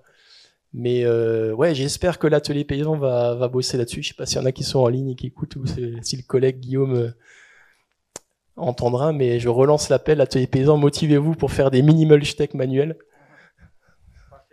Ouais, juste pour rebondir sur ce que dit Pierre en termes de temps de travail, c'est vrai qu'il y a plus de temps de travail à la fois à la plantation, à la récolte et pour l'installation du mulch, et en fait en moyenne c'est compensé par le temps de travail que tu économises sur le travail du sol et sur le fait de venir désherber. Donc l'un dans l'autre, sur le temps de la rotation, ça vient se rattraper. Ouais, juste encore un dernier truc. Ça c'est une autre problématique. Alors limaces et ravageurs, ce que je faisais généralement par sécurité, je mettais une dose d'anti-limaces, quoi. Non, juste après plantation. Par contre, voilà, la dose, je mets 3 fois la dose d'un coup, quoi. Mais du coup, tu étais obligé d'écarter beaucoup. Faut pas le de dire paillage à EcoCert. Hein, fallait que tu fasses. Parce que nous, on faisait ça aussi, mais en fait, en cherchant juste un minimum la terre pour juste passer la motte. Oui. Bah, ta surface de traitement, elle est très limitée, quoi. Alors, est-ce qu'il faut écarter Non, l'anti-limage, je le mettais vraiment comme si je semais un engrais vert, tu vois, à la volée, partout, quoi, sur le mulch. Ok. Et alors, ce qui était génial avec ce système, d'autant plus, donc je prends l'exemple du céleri et du chou, encore une fois, c'est qu'une fois la récolte effectuée fin octobre, donc on laissait évidemment un maximum de racines, tu peux venir semer ton engrais vert à la volée sur les résines, donc tous les fans laissés. On revient avec un autre engrais vert, par exemple une févrole, donc par exemple avec un suivant qui va être de la courge. Tu viens semer à la volée, tu passes un petit coup de broyeur, ça c'est la technique de Ben, j'y pensais chaque année, mais on le redira. Donc du coup, tu sèmes ton engrais vert à la volée, tu passes le broyeur pour que ça mette juste la graine en contact avec la terre, et puis c'est reparti, quoi. Et après, t'as plus qu'à mettre ta bâche pour les courges l'année d'après, quoi. Et puis le sol ne fait que s'aggrader. Ça qui est génial, c'est que du coup, tu fais ta culture. Nous, quand on avait des sols nus, etc., et qu'on binait, on avait du mal à avoir des céleris d'1 kilo. Là, c'était plutôt l'inverse. On était plutôt sur des céleris trop gros, en moyenne à 1,5 kg, 2 kg, alors que tous les collègues, les années sèches, ils avaient des rigiki, quoi. Mais c'est vrai, voilà, c'est une répartition de la charge de travail qui est différente. Mais au-delà de ça, c'est vrai qu'il y a en plus une aggradation des sols, donc moi je trouve que ça fait sens, quoi. Voilà. Et même si c'était plus long, les étudiants ils préféraient prendre du temps à mulcher, à prendre du temps à planter et à voir entre guillemets ouais, parce que c'est vraiment beau, hein, quand tu vois, c'est magnifique, et à la récolte aussi, qu'à aller plus vite mais devoir biner à la main ou des trucs comme ça, quoi. Ouais. Allez, je repasse la parole à Ben. Ah, t'as une question ? Ouais, j'avais une question.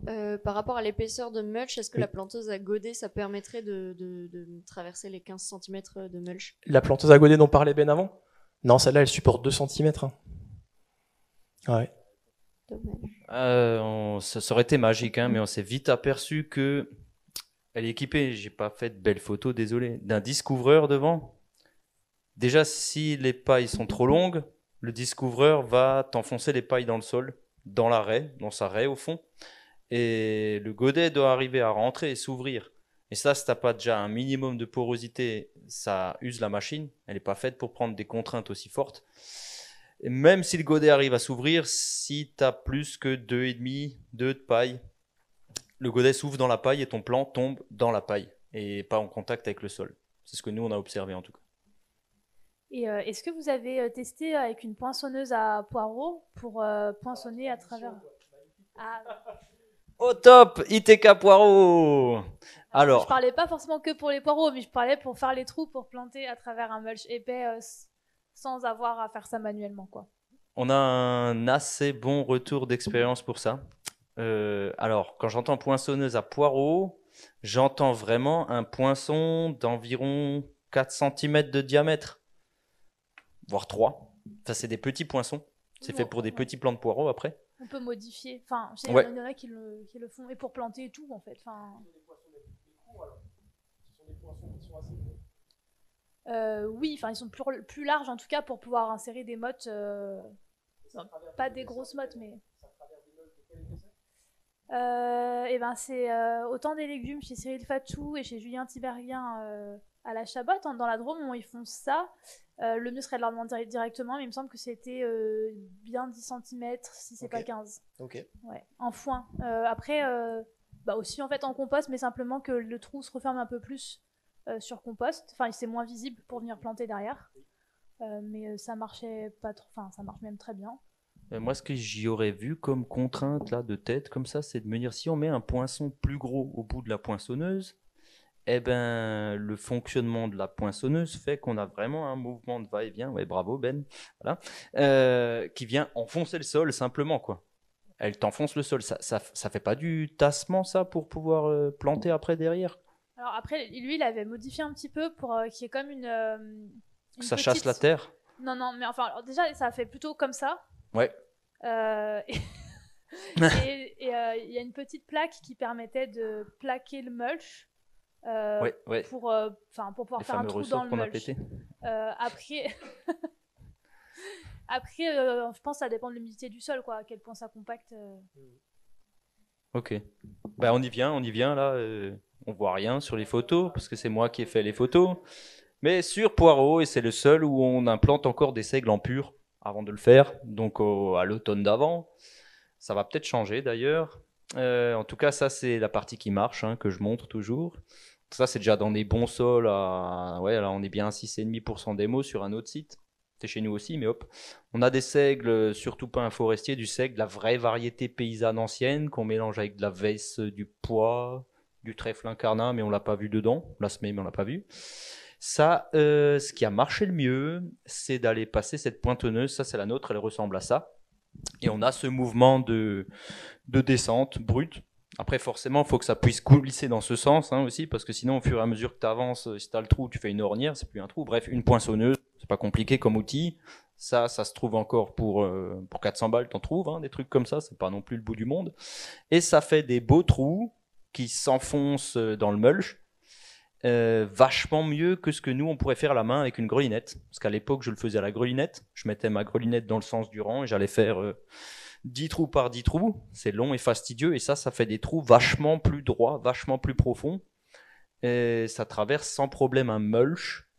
Voilà, nous ce qu'on faisait, vu qu'on avait accès à cette matière là, on l'a encore fait cette année sur le dernier Poirot.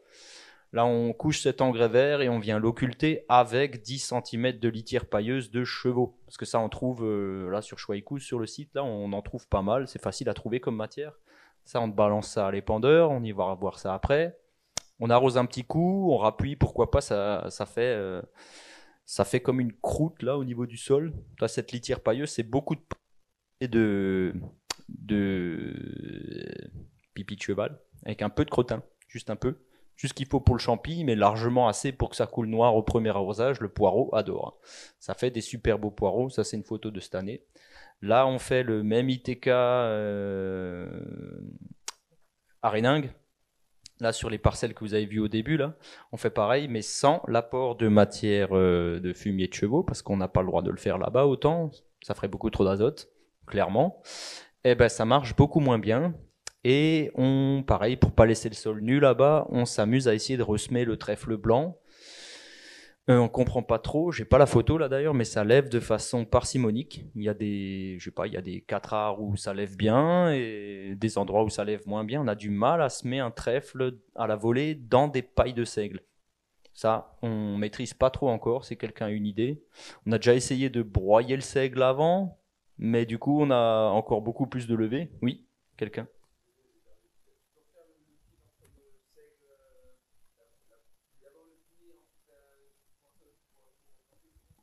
Je couche le seigle au Rolofaka. Je balance 10 cm de fumier pailleux par-dessus et je viens poinçonner après. Faut que le sol il soit assez pour que le poinçon il descende bien, que ça te fasse un beau trou lisse, mais vu que tu as la porosité de la superstructure racinaire du seigle, ben, ton trou il est jamais vraiment lissé, quoi. Ton poireau, faut quand même bien tailler les racines. Nous on le fait en tout cas parce que sinon si tu laisses les racines toutes longues sur ton poireau, il va s'enraciner sur les bords de ton poinçon plutôt que s'enraciner au fond. Voilà, ça peut faire des surprises à la récolte, hein, parce que des fois ton poireau il est sacrément bien enraciné, t'as un super fût bien long, bien droit. Catastrophe, putain, comment on va les sortir vu que s'il n'y a pas de but, quoi. Tu peux pas juste débuter ou arracher le poireau en but. Ça doit être un problème pour les grands faiseurs, quoi. Comment aller arriver à le sortir à la machine après? Nous, on n'a pas ce problème-là, on est sur des récoltes manuelles. Voilà, Monsieur Dubruck. Oui, en fait, il y a des endroits où ça lève et des endroits où ça lève pas. Hein, tu disais à travers la paille de seigle, c'est que il faut chercher du côté de l'effet allélopathique de la paille de seigle au sol. Ça a un effet anti-germinatif. Et donc, c'est de ce côté-là qu'il faut chercher. Ok. Donc, ça voudrait dire, dans ce cas-là, que c'est pas le seigle la meilleure plante. Dommage, parce que c'est une super plante. Mais pour semer dans de la paille de seigle, en principe, c'est pas terrible.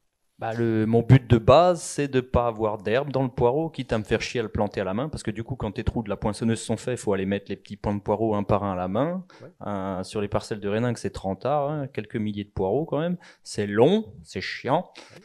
Pour ça, on espère pouvoir construire un bed weeder, un peu comme le truc Terratech là, mais derrière le tracteur, pour pouvoir facilement, confort de travail, quoi. C'est en cours, ça, chez nous. Mais ouais, et du coup, l'effet allélopathique du seigle pour pas avoir d'herbe dans le poireau, ça paraît pas si con. Ouais, du coup, ça veut dire que ça empêche, ça gêne énormément la mise en place d'un couvert végétal que tu sèmes avant la récolte du poireau. Mais pourquoi, du coup, ça lèverait à certains endroits et pas à d'autres? Ouais, ça, c'est la curiosité de la nature. Ça. Ok. J'enchaîne. Ouais, vas-y. Oui, c'est une petite précision technique là sur le poireau. Du coup, effectivement, comme disait Ben, quand on les plante à la main, ça fait donc des plantations où quand tu as mis ton poireau dans le trou, tu ne vois plus rien, quoi. Donc les premiers jours jusqu'à ce que ça sorte, c'est un petit peu flippant. Mais c'est vrai que c'est un itinéraire qu'à la fois... Alors là, l'avantage de l'itinéraire de Ben, c'est que du coup, il maximise la biomasse jusqu'au bout. Nous, on faisait le même itinéraire, c'est-à-dire que du coup, on bâchait 6 semaines avant pour être sûr que ce soit pas enherbé. Et au niveau rendement, en moyenne, alors ça dépend des années, mais en gros, on tourne à 200-250 kilos de beaux poireaux à l'art. Voilà, donc c'est sur du 20-25, ce qui est tout à fait correct. Avec, comme dit, il faut quand même le rappeler, mais ce qui est génial dans cet itinéraire, c'est qu'il y a 0 désherbage mécanique, 0 butage. C'est vraiment, vraiment fantastique, quoi. Alors, ça, c'est la photo de cette année. J'ai oublié de dire que le seigle, cette année, on l'avait quand même occulté.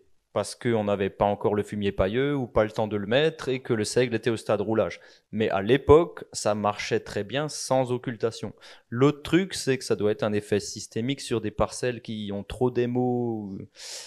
C'est qu'on est quand même passé une fois à la main, là. Un petit coup à la main. Voilà, faut le dire, c'est le 0 herbe. Après, c'est le problème de rapporter de la matière comme ça, hein, qui te dit que les graines, elles sont pas dans ta litière pailleuse, quoi. Surtout qu'un cheval, ça mange de l'avoine. Ce genre de truc, tu vois. Surtout, ça dépend du centre équestre, mais hop, je sais pas d'où vient l'herbe, mais en tout cas, prévoyez quand même un petit passage à la main. C'est jamais nickel, il n'y a pas de 100% en agricole. Vous voulez que je vous emmène sur une autre trouvaille? Non, Monsieur Dubruck a encore une question. Ou mademoiselle? Une question. Vous récoltez pour arracher le poireau? Ça vient tout seul ou faut fourcher? Alors, en ce qui nous concerne, et ça doit dépendre beaucoup du sol. Ici, sur Schweikhouse, on est sur des sols à 9 mètres de limon. Là, le poireau, si tu tires fort à 2 mains, il vient tout seul. À Réningue, sans l'apport de matière organique, on passe un actisol juste avec, sans les pas de doigts, entre les 3 rangs, là, pour arriver plus facilement à arracher les poireaux après, quoi. Ça dépend du sol, ça dépend beaucoup de l'humidité. Des fois, j'ai été obligé d'arroser avant pour pouvoir les sortir. Dans l'ensemble, ça sort quand même plutôt pas mal. Pour la destruction de ton seigle, où tu es passé par une occultation, le roulage au Rolofaka sur le seigle tel qu'on l'a vu en floraison, il te suffit pas? Alors, non. moi je suis jamais arrivé à buter un couvert au rouleau faca. Peut-être que c'est parce qu'il y a, encore une fois, pas que du seigle dedans. Parce que l'idée, c'est pas que ton seigle il se roule et que ton kénopode il ressuscite. Ça, c'est bon, on les sème quand même on les sème tard pour nous. Enfin, ils sont implantés maximum au 15 novembre, mais ça arrive souvent qu'ils soient implantés plutôt au 15 octobre. Et en bio, quand tu implantes des céréales aussitôt, forcément, t'as pas que le céréal qui lève, quoi. Bon, voir maintenant, mais en tout cas, ça nous permet de poser les bâches, de passer le rouleau faca, parce que sinon ce serait impossible. Mais je sais que, et j'ai le devis sur mon bureau du PC, qu'il y a d'autres rouleaux faca qui existent maintenant. Oui, moi je pense à l'Orbis. Hein. L'Orbis notamment, oui. Moi j'ai vu des résultats où j'ai cru que c'était du glypho. Hein. J'ai un devis à 12 000 euros. Ouais, c'est cher, mais moi j'ai été bluffé. Là, il y a un producteur, je lui ai dit c'est parce que tu es en bio, ok, je le sais, hein, mais j'ai vraiment l'impression qu'il y a eu un glypho tellement l'efficacité de la destruction d'une avoine vesse, c'était juste mort sur de l'avoine, mais bon. À l'époque, j'avais mon premier rouleau faca, c'était les cages d'un vibroculteur que je descendais à fond, comme ça les dents elles touchaient pas, et j'avais que les cages du vibro qui me servaient de rouleau faca pour coucher un couvert, là, je roulais en marche arrière au tracteur du coup, et j'ai fait un demi-tour sans relever la machine, ce qui a frotté le chien dent de façon pas droite quoi en fait, et ben ce chien dent là il s'est jamais relevé, et là déjà je m'étais dit putain, là il y a un truc à faire en frottant les couverts de côté quoi. Là maintenant bon je crois qu'ils n'ont pas attendu que je développe l'idée heureusement, mais vraiment ouais cette machine je comprends qu'on en parle quoi. D'ailleurs je voulais juste préciser, demain il y a un atelier c'est Ophélie Sauzet qui va animer ça, où ils ont fait des essais à l'EPIA sur le rouleau Orbis et la destruction des couverts. Du coup si ça vous intéresse. Ah, c'est dommage, je suis pas là demain, mais hop. Se sera filmé, de toute façon. Oh putain, je suis filmé. Ça nous aurait sauvé cette année l'Orbis, parce qu'en plus, tu peux faire du roulage de couvert inter-rang. T'es pas obligé de laisser tous les petits rouleaux. Parce que là, ce que je vous ai pas montré dans mon fameux semis de trèfle, c'est qu'on a aussi essayé au printemps de mettre un petit mulch, de semer le trèfle et de planter les choux après. Ouais, c'était bien parti, sauf que finalement le trèfle a rattrapé les choux et que j'ai pu broyer cette année mes choux rouges. Et là, un Orbis en interrang, là, il nous aurait recouché le trèfle et ça aurait passé, et ce serait peut-être passé. Donc comme quoi, il y a vraiment matière à réfléchir à cette machine. Je fais juste encore une blague à part avec ça.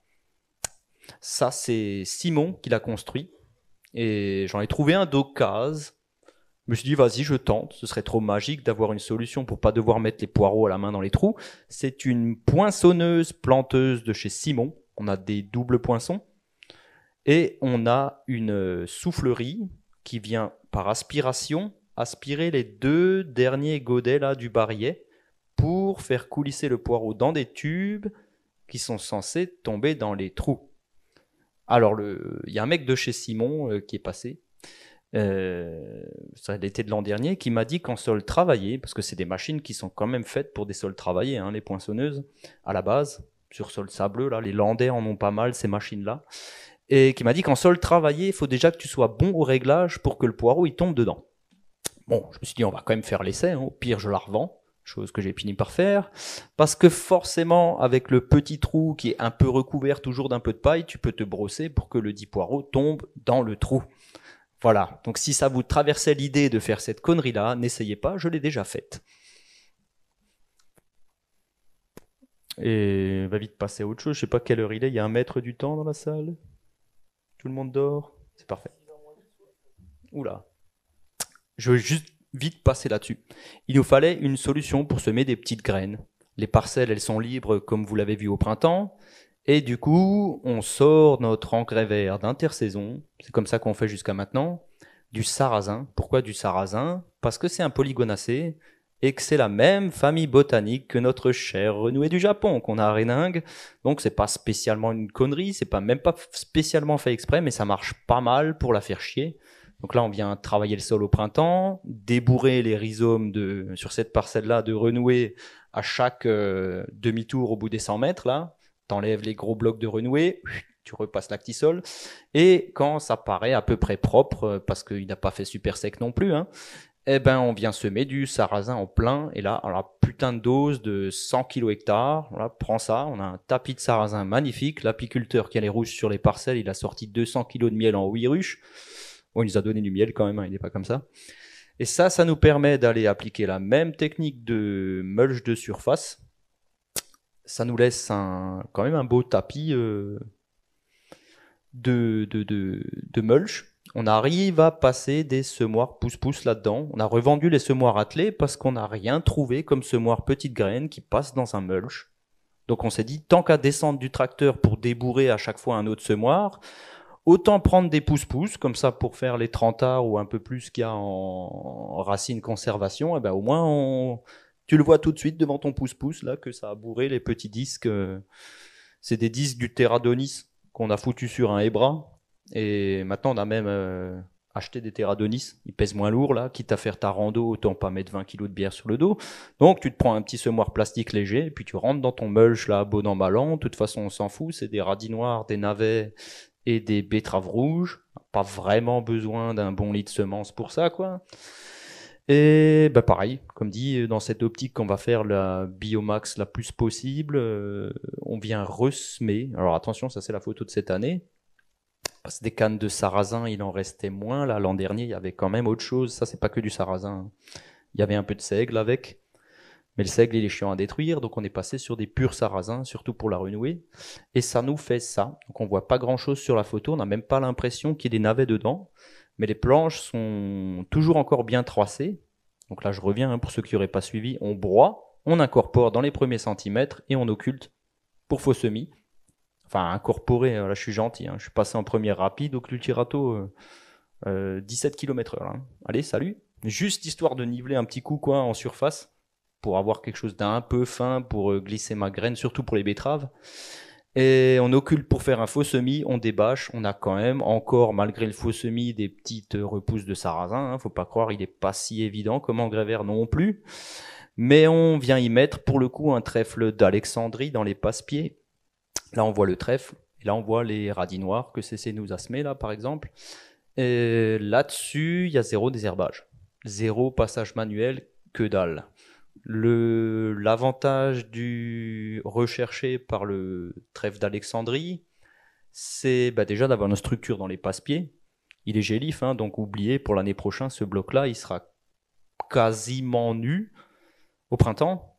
Mais ça nous arrange un peu, parce que c'est là qu'on fait les primeurs type salade, Batavia, on en fait pas mal. Et là, je vous avoue qu'elles sont en classique. Sur salade, surtout cette année, valait mieux aller les biner que les faire dans un mulch, notamment à cause des gastéropodes, nos chers amis. On s'en sortait mieux comme ça cette année. Là, voir comment ça évoluera. On cherche des solutions pour les faire un peu plus vivantes, nos salades, quoi.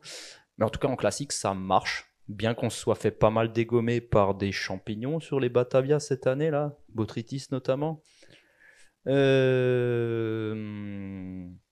Voilà l'autre aspect du trèfle d'Alexandrie qu'il y a dans les passe-pieds, c'est qu'il va freiner notre ami l'altise. Ça l'a fait chier de ne pas avoir un beau sol nu et des navets bien binés. Plus de mal à aller se reproduire dans le sol comme ça, quoi. Puis ça fait ça contribue à avoir des passe-pieds portants quand même, parce que notre petit alexandrin là, il va quand même faire de la structure racinaire pour le moment où on va aller chercher ces navets, on sera moins dans la boue. Et puis voilà, je crois que c'est plus ou moins tout ce que j'avais à dire là-dessus. Est-ce qu'il y a des questions là-dessus ?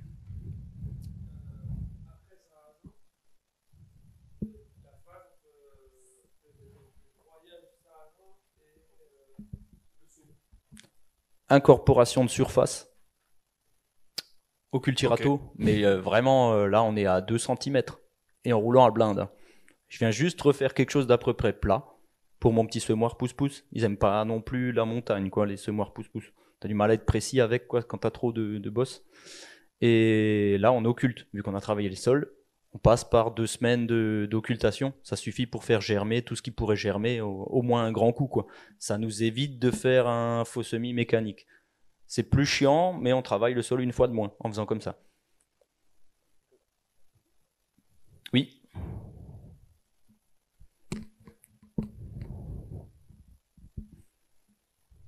Pour le trèfle d'Alexandrie, du coup, si je comprends bien, il est gélif, donc vous repassez pas d'outils derrière ? Non.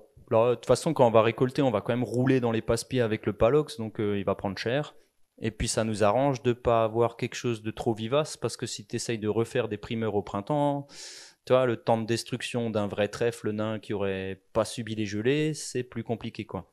J'ai oublié de préciser vite un truc. Ça nous permet, en zéro désherbage sur navet et radis noir et compagnie, d'aller quand même claquer des rendements. Ils rentrent en 4 ou 5 rangs sur des planches de 160. Chose qu'en binage classique, tu pourrais pas faire. On fait que 30 arts de navet, mais ça en fait beaucoup quand même.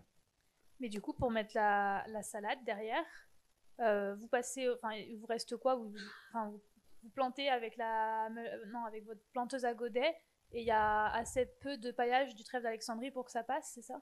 Le trèfle d'Alexandrie, il est semé que dans les passe-pieds. Ah oui, ok, d'accord. Ça, c'est la première chose. La deuxième, c'est que derrière, c'est tout le bloc qui va servir à faire les salades toute l'année. Donc au printemps, en général, ça fait pas longtemps qu'on fait c'est la première année d'ailleurs qu'on fait les salades à la planteuse en grand, à Réningue, là, plutôt que de les faire sur toile tissée comme on a vu au tout début à Schweikhouse.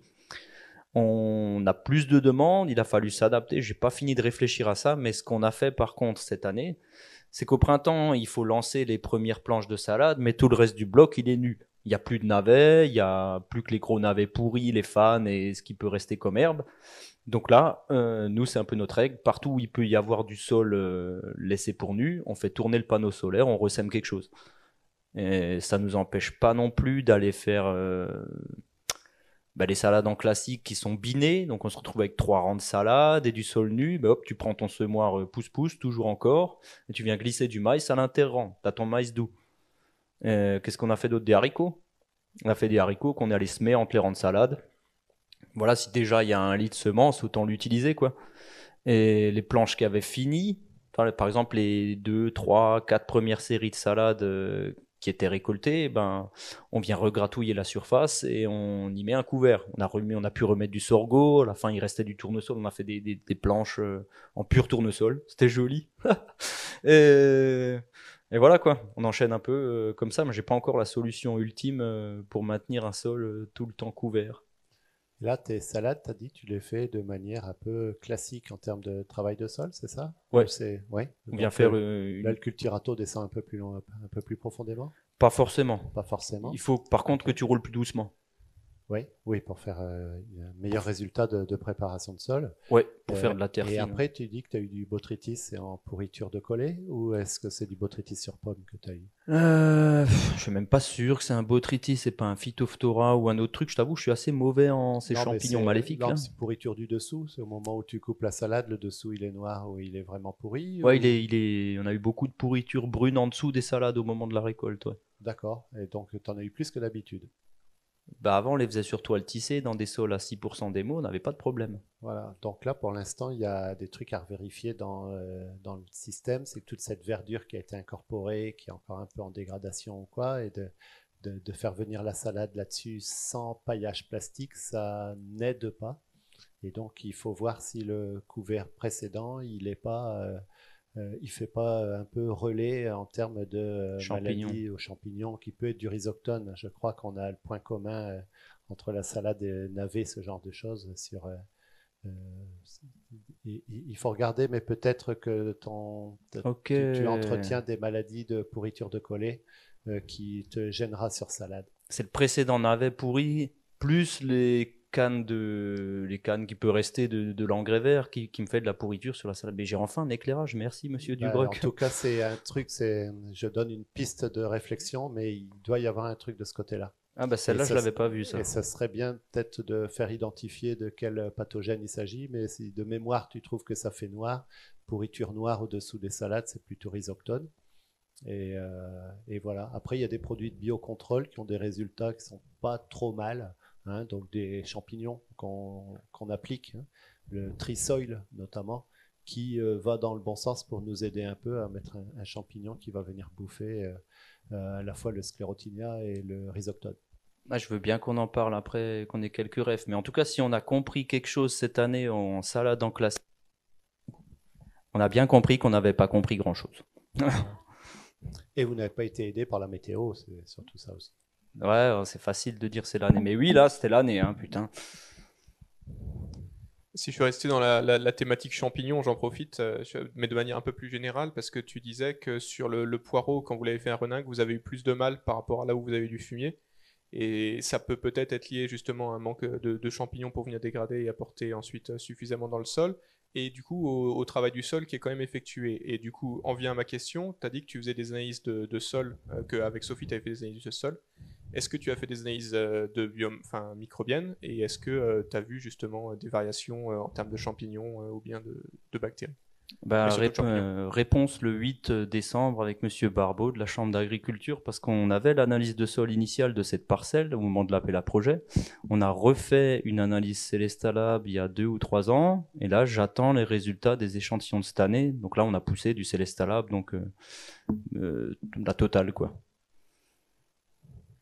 J'ai hâte de savoir parce qu'il y a quelques trucs qui déconnent là-bas et ce qu'on est sûr, c'est ça va nous amener sur la transition là, c'est qu'on va pas pouvoir continuer comme ça à essayer d'avoir une fertilité naturelle avec des engrais verts quoi. Moi j'applique un peu le truc que Vers de Terre a mis au point sur le bilan humique.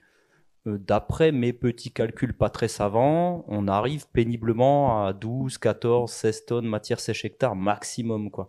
Là où il nous en faudrait 22 ou 25. Donc là, ça fait 3 ans qu'on dégrade parce qu'on n'a pas d'épandeur. Et je t'avoue que les planches de 100 mètres et les hectares, là, je me vois pas trop les attaquer à la brouette. Mais problème résolu, ça nous emmène sur le chapitre suivant. Ouais, la mécanisation, pourquoi? Ben ça, je crois que c'est une des premières raisons qui m'a poussé à m'intéresser aux épandeurs, aux tracteurs et tout. C'est que ça, que c'est clairement... Ça fait moins mal au dos, hein. D'avoir des vieilles machines qui coûtent pas cher pour épandre de la MO, ça aide. Là, on vient enfin d'avoir l'épandeur on tient nos planches permanentes, hein. Donc là, c'est encore Schweikhouse avec des planches d'1,25 m. C'est les mêmes qu'on a sous serre. C'est le matos qu'on a.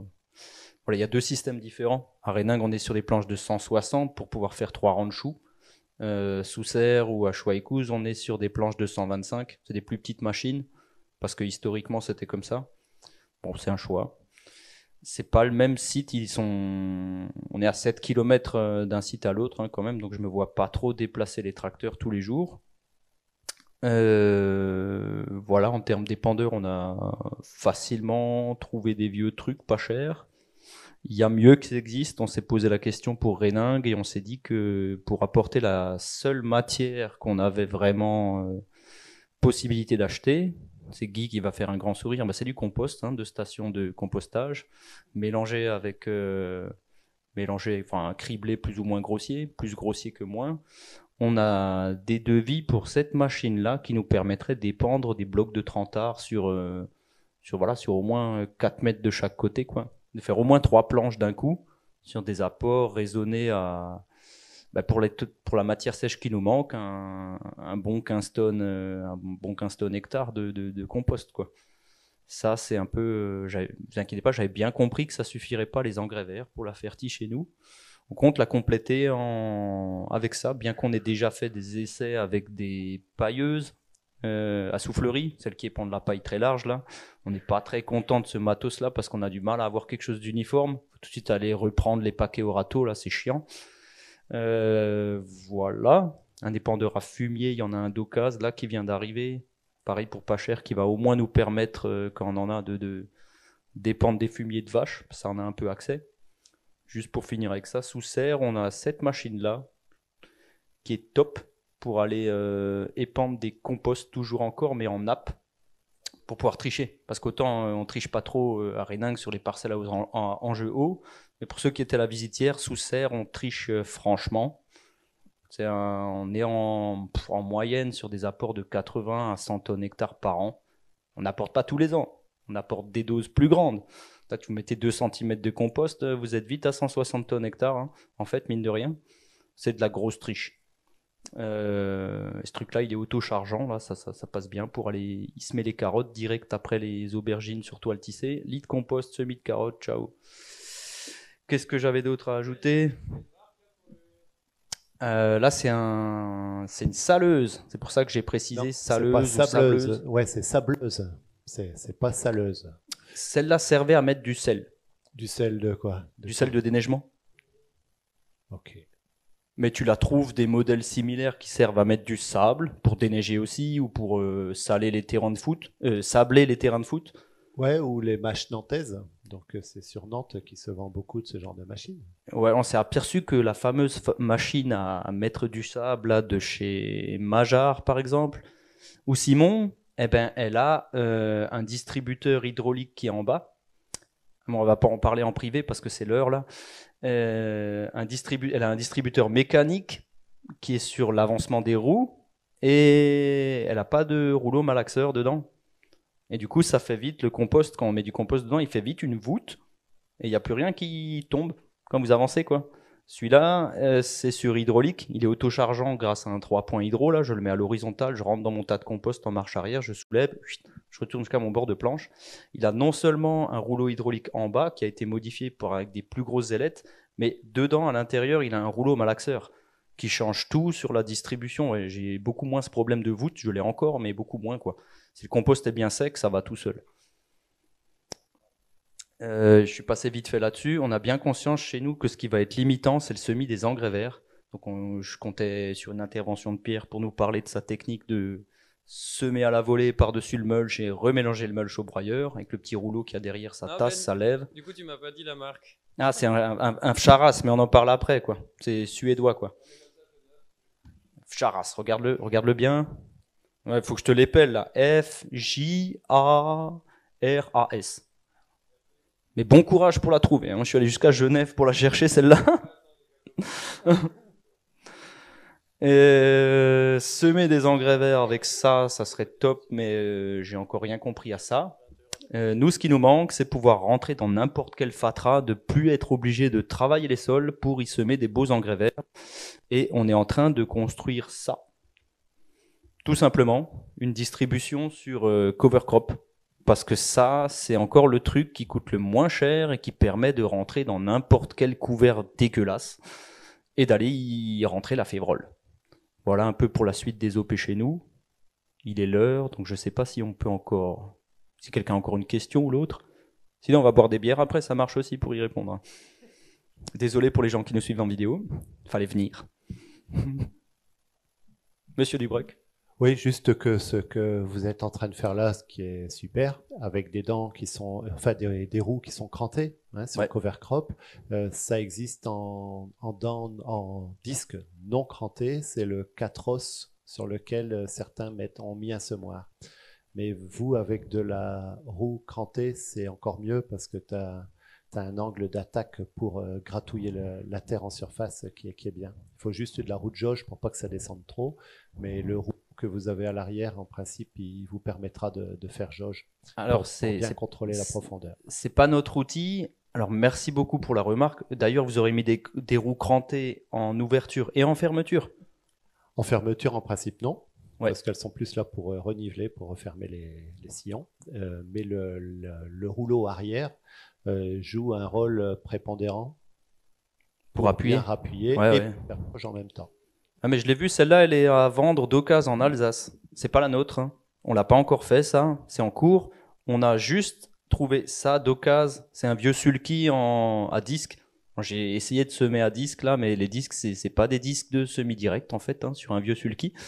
C'est pour ça qu'on compte modifier ça. Et on trouve pas mal d'occasions des cover crops qui ont une barre avant, une barre arrière, un arbre avant, un arbre arrière. Nous, ça nous va pas.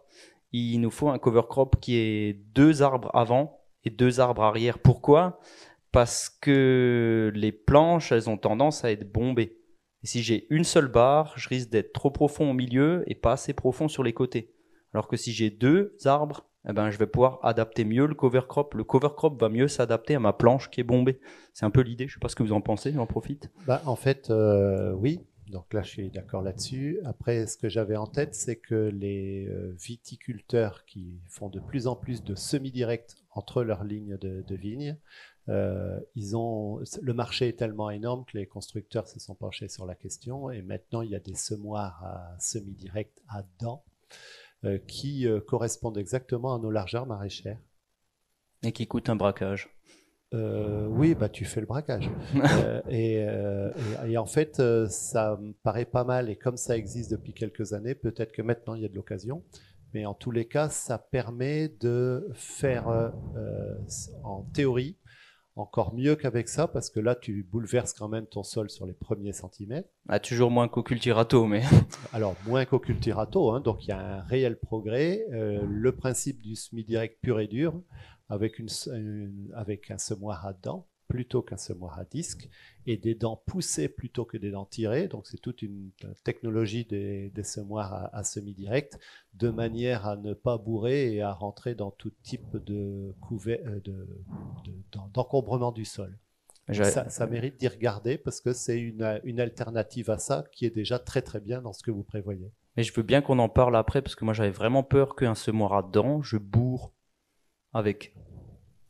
Et en fait, plutôt non si on y va en brut direct dans quelque chose qui n'a pas été broyé. Le bourrage, c'est en général quand on a des brins de matière qui ont été détachés du sol, qui ne sont pas enracinés. Ouais, ce qui est souvent notre cas, quoi. Ouais, moi, je me suis amusé à tester de l'actisol à sabot de fissuration en prairie, carrément, ou dans des couverts. Et en fait, tu bourres pas si la plante, elle est fixée au sol. Et dès que tu as roulé, même le roulage suffit à provoquer du bourrage. Donc, tant que la plante elle est enracinée, elle provoque pas de bourrage de la dent derrière. Donc ça se réfléchit. Ça. On va en parler. Je crois que j'ai suffisamment abusé de votre patience et qu'il est grand temps d'aller boire une bière. Donc s'il n'y a pas trop d'autres questions, je vous remercie pour votre attention sur nos petites expériences. Je vous souhaite une bonne suite des rencontres nationales en Alsace.